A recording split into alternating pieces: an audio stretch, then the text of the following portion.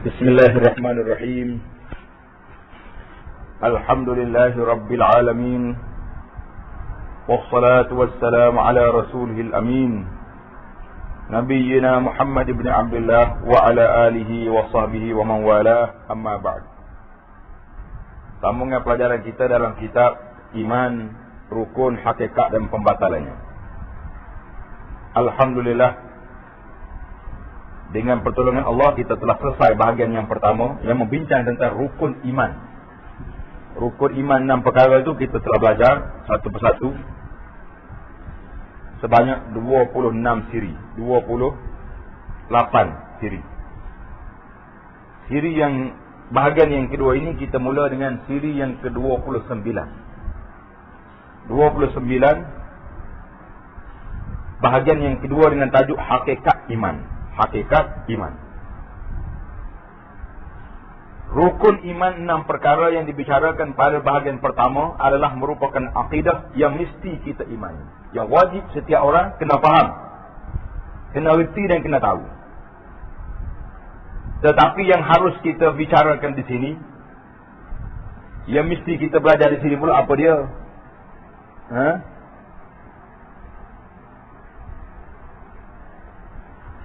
Yang pertama, apakah erti beriman dengan akidah tersebut? Makna berapa kita beriman dengan akidah yang 6 perkara yang kita? Ini ada penghakikat.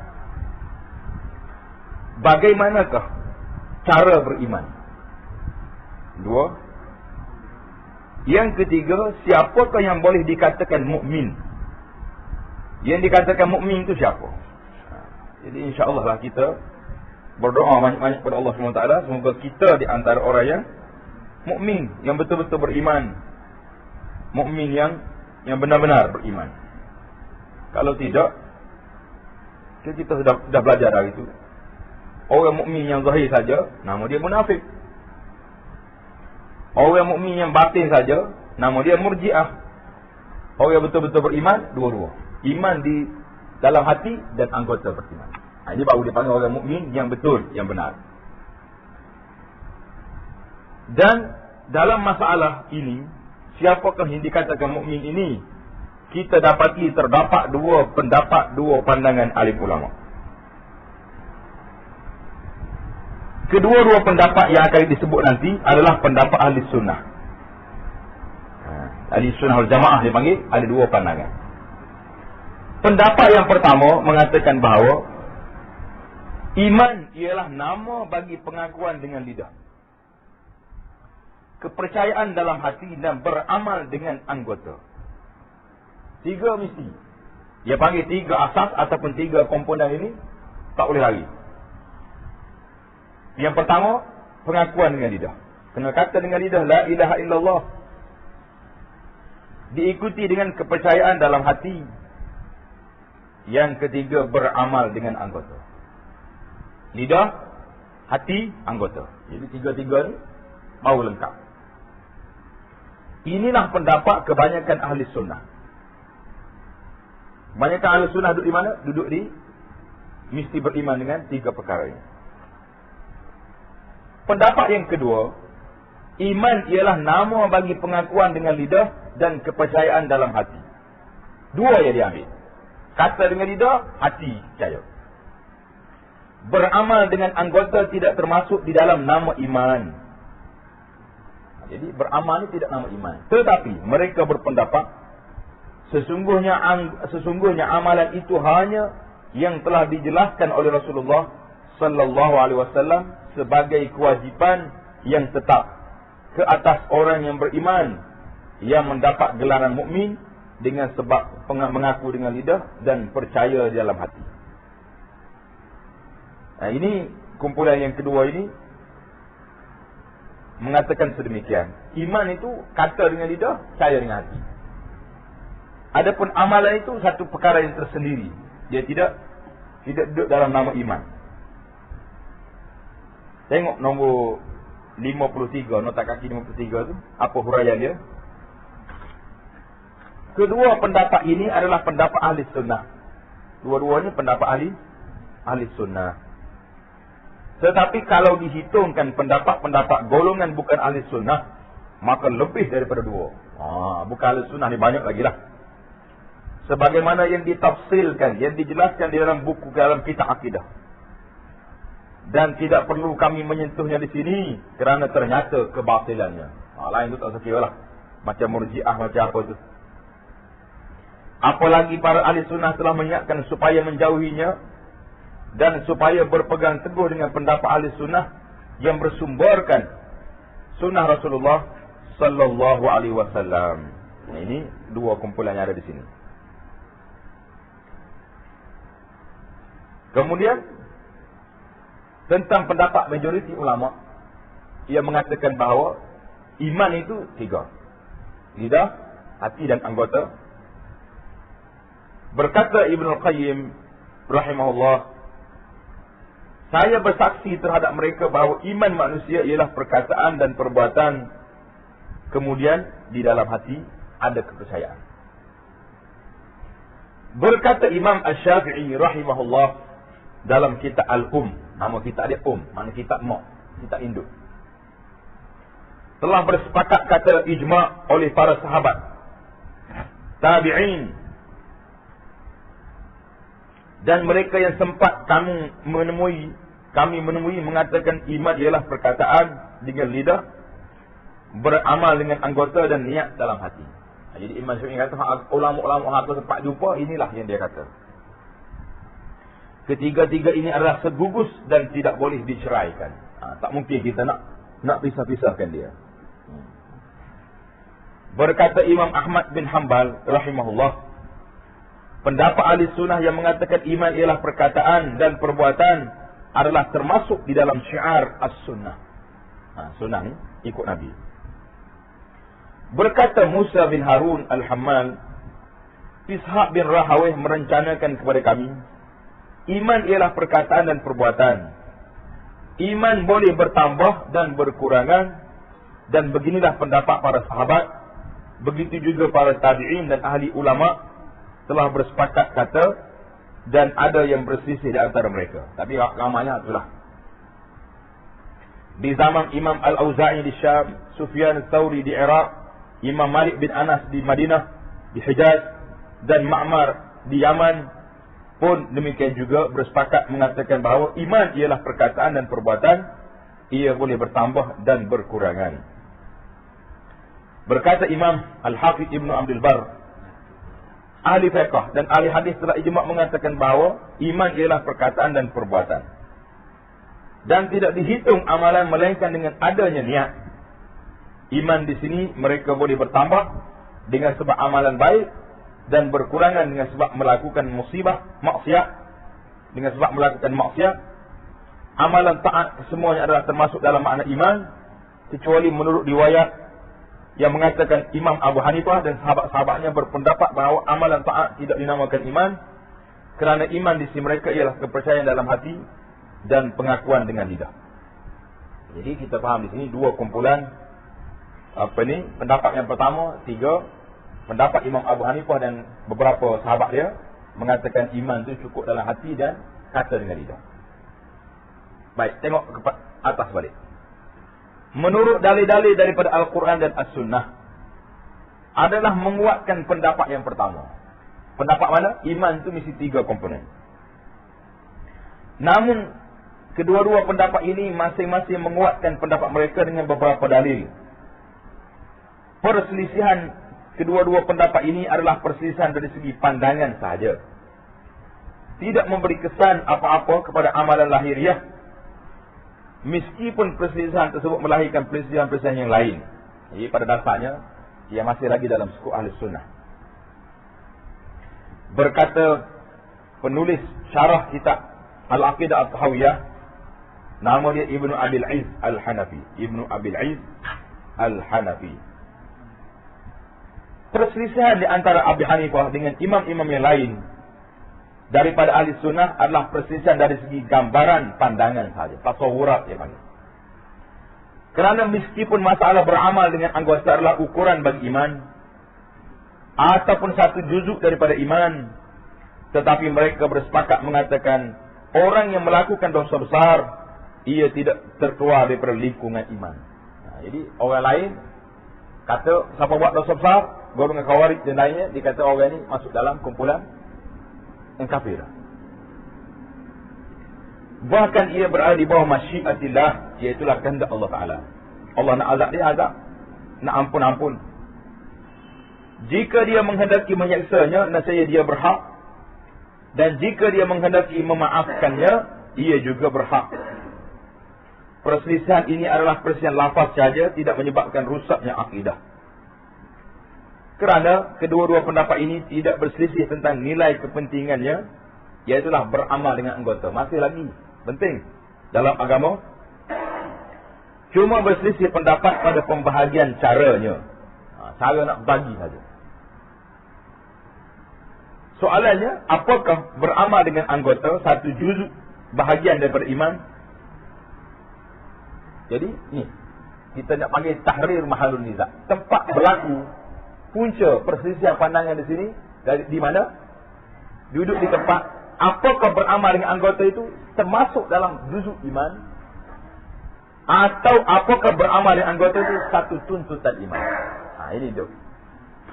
Nak nampak cara jelas ya. Iman dalam hati, kata dengan lidah. Amal dengan anggota ni tuntutan iman. Bila mau beriman, mau kena beramal. Itu bagi pandangan yang mengatakan iman tu dua komponen. Yang mengatakan tiga, tak. Mau kena kata dengan lidah, beramal, kata tasdik dengan hati, dan amal itu termasuk dalam iman. Mana kalau kita nampak cara gambar kasarnya, sama. Kalau mau beriman dengan hati, buat dengan anggota. Kumpulan yang pertama kata, tak. Mesti masuk sekali dalam kumpulan ini. Sebab kamu dah yakin dah, kamu beriman. Jadi dua-dua tu, naknya kepada apa? Semuanya kena beramal belaka. Kalau tak beramal, nama dia murji'ah. Itu bahaya. Kalau beramal, tak ada iman pula, nama dia munafik. Wal'iyazubillah. Ini kena faham di antara pembahagian dia tu. Agak teliti lah sikit. Ya. Murji'ah ni orang kata dengan hati saja. Tak payah buat dengan anggota. Itu dipanggil murji'ah. Hati beriman, tak apa. Tak untuk aurat pun tak apa, tak semaya pun tak apa. Nak kawin pun tak apa, yang penting hati. Hati baik. Hati ada baik, sudah. Akan ramai orang hari ni. Saya cakap, kenapa tak semaya? Hati baik. Kenapa tak untuk aurat? Hati baik. Jadi, duduk di hati saja. Ya. Anggota tak ada. Itu dia panggil murji'ah. Ada juga orang yang buat dengan zahir. Semaya, jari-jari ada. Sedekah ada lagi, panggil sahabat lagi. Tapi hati kosong daripada iman. Itu dia panggil munafik. Ini kena jelas di antara dua kolom. Kita ada sunnah di tengah-tengah. Dua-dua pasal dalam hati. Anggota buat. Baik, huraian dia. Pendapat yang mengatakan beramal dengan anggota satu juzuk daripada iman, tidak menyamakan beramal dengan anggota dan mengaku dengan lidah dan kepercayaan dalam hati, dalam arti kata tidak dinamakan iman kalau tidak ada pengakuan lidah dan kepercayaan dalam hati. Jadi kena ada dua-dua. Yang ketiga masuk. Dan masih dinamakan iman dengan sebab tidak beramal dengan anggota. Dan pendapat yang mengatakan beramal dengan anggota satu tuntutan iman, sekalipun ia bukan satu juzuk daripada iman, tetapi beramal dengan anggota adalah wajib kerana ia satu tuntutan iman. Jadi kalau duk pusing sana pusing nampak nak amal tu mesti belaka dua-dua kumpulan. Sebab itulah dia panggil kumpulan ahli fiqh ni masih lagi dalam itu. Dalam kumpulan Ahlussunnah. Apabila demikian halnya, maka mendalami dalam masalah ini tidak mendatangkan faedah yang sangat besar. Mengambil berat masalah lain lebih utama. Kami rasa berfaedah kalau dibentangkan sebahagian daripada pengakuan yang disedut daripada kata sepakat di antara kedua pendapat, yang boleh menetapkan siapa yang masuk dalam lingkungan iman dan siapa yang keluar daripada lingkungan iman. Tengok ada beberapa perkara. Yang pertama, mereka bersepakat, ittifaq mengatakan, siapa yang mengaku dengan lidah pada zahirnya tetapi mendustai dalam hatinya adalah tidak termasuk dalam lingkungan nama iman. Lidah ya, kata. Hati tak ada. Mereka adalah orang-orang munafiqin yang Allah janjikan mereka dengan azab yang lebih pedih daripada orang yang mengingkari Allah, kerana mereka akan berada dalam dasar neraka, patak neraka orang kata. Duduk di dalam neraka yang darfil asfal, yang paling bawah sekali, keluar neraka. Orang kafir atas, munafikin di bawah lagi. Sebab dia tipu. Buat pura-pura Islam. Yang kedua, mereka bersepakat mengatakan mempercayai dalam hati belum mencukupi untuk mencapai iman. Bahkan mesti disertai dengan pengakuan dengan lidah. Kerana Fir'aun dan kaumnya mengetahui kebenaran Nabi Musa dan Harun alaihissalam, tetapi mereka tetap menjadi kafir. Ni kalau kita tanya orang kafir zaman kita pun, dia tahu Tuhan Allah ada, tapi kafir lah dia. Firman Allah menerangkan ucapan Nabi Musa kepada Fir'aun. Qala laqad alimta ma anzala haula'i illa rabbus samawati wal ardi basair. Maksudnya Nabi Musa menjawab kepada Fir'aun, sesungguhnya engkau telah mengetahui bahawa tiada yang menurunkan mukjizat yang 9 perkara itu kecuali Tuhan yang memelihara langit dan bumi sebagai bukti-bukti yang nyata. Mu tahu dah. Surah Al-Isra ayat 102. Dan firman Allah Ta'ala, وَجَحَدُوا بِهَا وَاسْتَيْقَنَتْهَا أَنفُسُهُمْ ظُلْمًا وَعُلُوًّا فَانظُرْ كَيْفَ كَانَ عَاقِبَةُ الْمُفْسِدِينَ. Maksudnya, dan mereka yang Fir'aun dan kaumnya mengingkari mukjizat-mukjizat yang diberi kepada Nabi Musa kerana kezaliman dan kesombongan mereka. Padahal hati mereka meyakini kebenarannya, maka perhatilah betapa kesudahan orang-orang yang berbuat kebinasaan. Surah An-Naml ayat 14. Surah An-Naml ayat 14. Para ahli kitab mengetahui dan mengenali Nabi Muhammad sallallahu alaihi wasallam, tetapi tidak beriman kepadanya. Dia kenal. Dalam kitab Taurat sudah ada, tapi tak mau ikut. Firman Allah Ta'ala, الذين آتيناهم الكتاب يعرفونه كما يعرفون أبناءهم الذين خسروا أنفسهم فهم لا يؤمنون. Orang-orang Yahudi dan Nasrani yang kami berikan kitab pada mereka, mereka mengenal Nabi Muhammad sallallahu alaihi wasallam seperti mereka mengenal anak-anak mereka sendiri. Orang-orang yang merugikan diri mereka, mereka itulah orang-orang yang tidak beriman kepada Allah. Surah Al-An'am ayat 20. Bahkan Iblis sendiri tokeh kepada segala kejahatan, mengenali Tuhannya, tetapi ia adalah permulaan orang-orang kafir. Dia mula sekali jadi kafir. Para ahli sunnah telah bersepakat mengatakan, seorang mukmin yang dihukum termasuk dalam golongan ahli qiblah dan tidak akan berkelan dalam neraka ialah orang yang beriktikad secara jazam. Jazam itu makna secara putus dengan Islam di dalam hatinya. Jangan duk syak ragu lagi. Tidak bercampur dengan keraguan dan ia menutur 2 kalimah syahadah dengan lidahnya. Tetapi jika seorang itu tidak termasuk dalam salah satu daripada 2 perkara itu, ia tidaklah termasuk dalam golongan ahli qiblah dari asalnya. Ahli qiblah ni maknanya orang yang mengaku sembahyang. Kecuali mereka yang tidak mampu menutur dengan lidahnya dengan sebab kecacatan pada lidahnya. Orang cacat lidah. Atau tidak berpeluang baginya menutur, atau kerana segera mati sebelum, atau kerana dipaksa supaya tidak menutur. Jadi orang ni je, orang cerita lain, tak boleh kata dah dia. Dasar yang ketiga, perbezaan yang ketiga, ahli sunnah telah bersepakat mengatakan bahawa Allah menghendaki perkataan dan perbuatan daripada hamba. Maksud perkataan ialah ucapan di dalam hati itu, iaitu mempercayai, dan ucapan di lidah, iaitu pengakuan. Hati percaya, lidah mengaku. Cuma mereka berselisih pendapat tentang kandungan kalimah ini.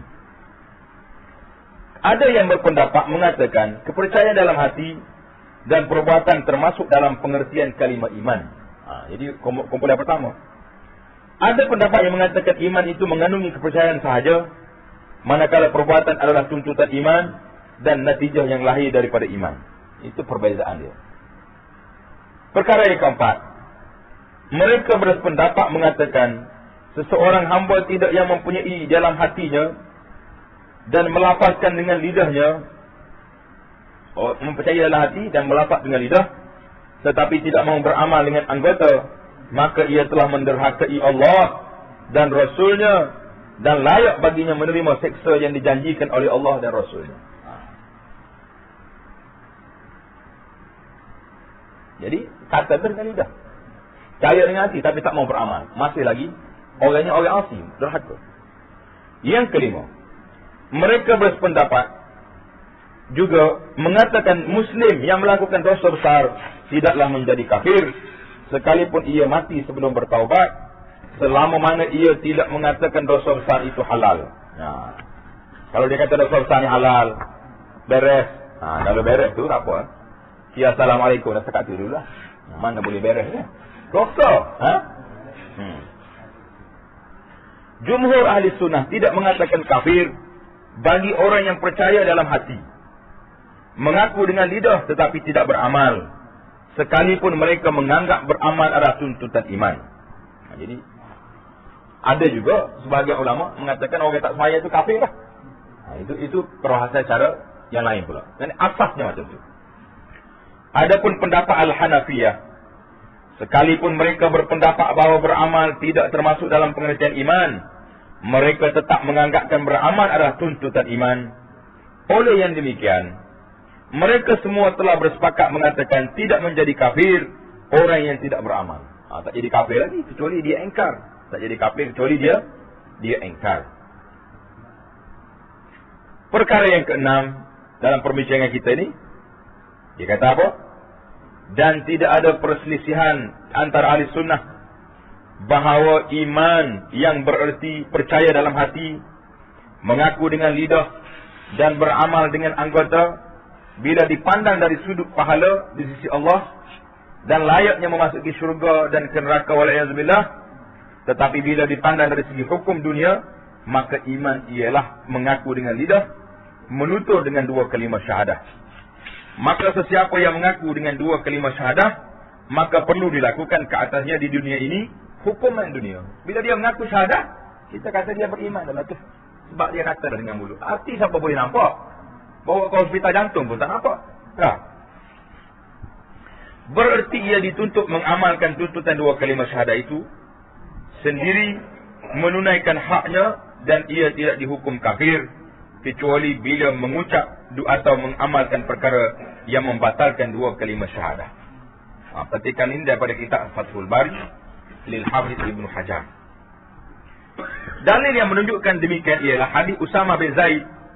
Ia berkata, ba'athana Rasulullah sallallahu alaihi wasallam fasabbahna al-hurqat min Juhainah. Fa'adraktu rajulan faqala la ilaha illallah fata'antuhu fawaqa'a fi nafsi min dhalik.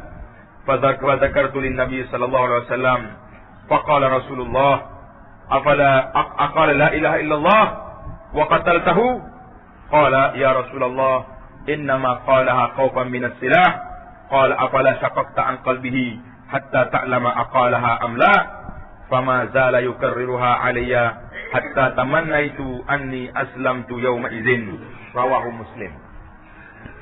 Maksudnya, Rasulullah sallallahu alaihi wasallam telah mengutuskan kami untuk pergi berperang, kata Usamah. Hingga kami berada di kampung Hurqat dari suku Juhainah pada waktu pagi. Kami menemui seorang laki-laki yang bukan muslim, lalu kami mengejarnya. Bila kejar, ia pun berucap la ilaha illallah, dia kata.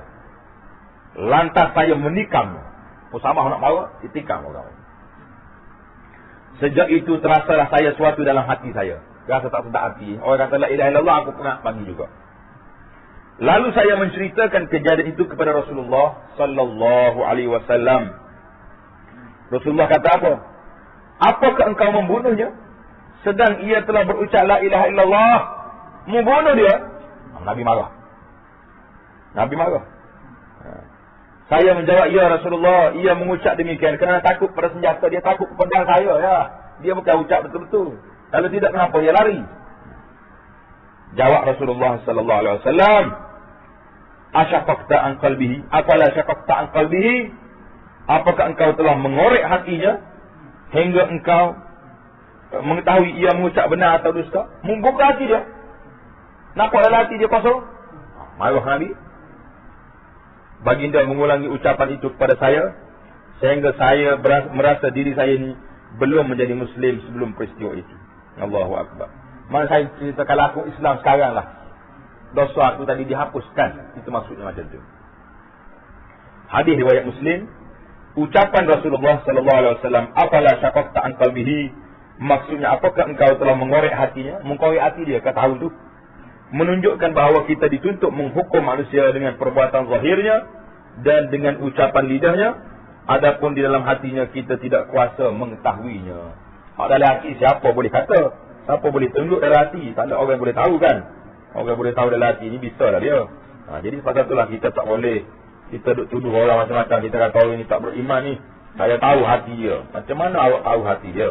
Macam-macam orang cakap ni. Saya tahulah hati orang ni tak baik. Macam mana dari hati awak boleh hukum? Boleh jadi dia ikhlas. Beratus-beratus ikhlas dia tinggi. Kita duk pertikai ke orang.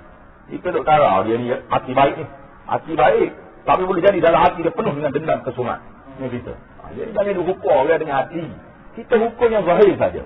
Tengok orang itu salah, orang itu buat amal yang baik, kita kata insya-Allah orang ni orang baik pada zahirnya. Hak batin tu sebab Tuhan. Ini tidak. Hari ni bila cakap orang boleh korek hati orang. Oh, saya tahu lah dia tu tak baik ni orang tu, hati busuk. Mana kita tahu hati orang? Jadi di antara adab yang kita sangat-sangat kehilangan di zaman kita ini, iaitu adab bersama-sama dengan kita. Sama-sama orang Islam memang suka tuduh-menuduh dan sebagainya. InsyaAllah kita akan masuk pula perbincangan yang kedua. Di dalam hakikat iman ini, iman boleh bertambah dan berkurang. Jadi iman sekalinya naik, bila buat amal baik, naik. Bila buat amal tak baik, down, dia turun. InsyaAllah kita sambung perbincangan kita dalam perbincangan yang akan datang. Subhanakallahumma wa bihamdika, asyhadu an la ilaha illa anta, astaghfiruka wa atubu ilaik.